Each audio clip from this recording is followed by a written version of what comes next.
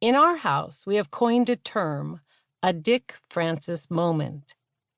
Those of you addicted to detective stories are probably familiar with the novels of author Dick Francis.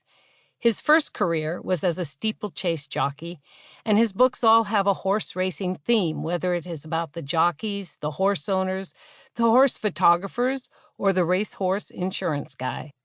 Somehow, he makes all these various aspects of racing seem interesting, especially when you throw in some major crimes. As you read through his many books, you learn that in racing, and specifically steeplechasing, there are several strategies that the jockey can use.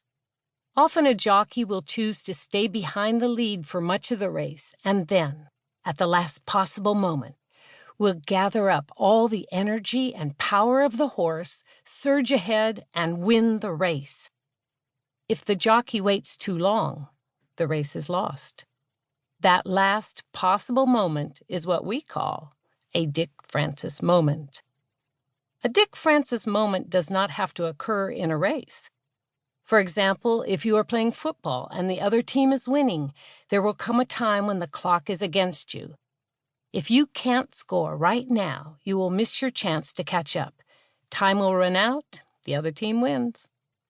When a spark from your campfire or gender reveal party flies out into the brush and starts a fire, you have a Dick Francis moment in which to react. If you can put out the fire before it becomes too big to control, then it's no big deal. If you miss your moment, a catastrophic fire could be the result.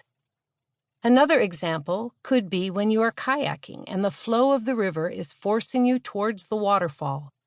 If you don't start paddling with all your might, it will be too late to avoid the falls. Sometimes a miracle occurs, like an eddy or an overhanging branch that you could grab to save yourself, but you cannot depend on miracles. That make or break moment when you have to leap into action to save the situation or win the game is what I'm talking about.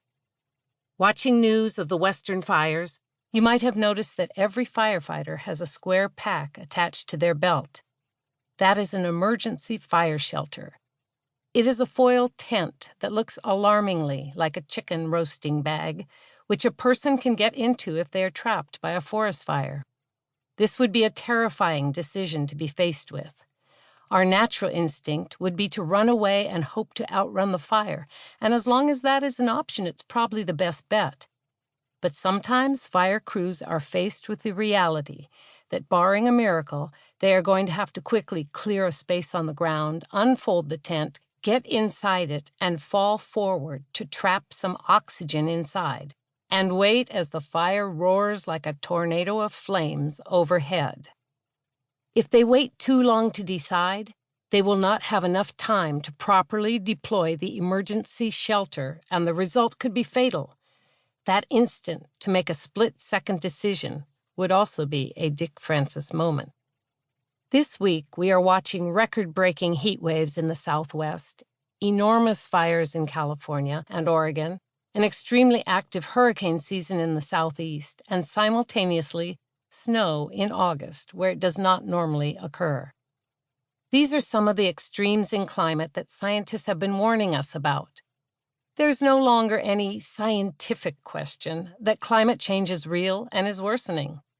There is no question that human activity is a major cause of pollution and greenhouse gases that are causing the climate to change. There's no question that the United States contributes more than its share to the problem. The only question is, what are we going to do about it?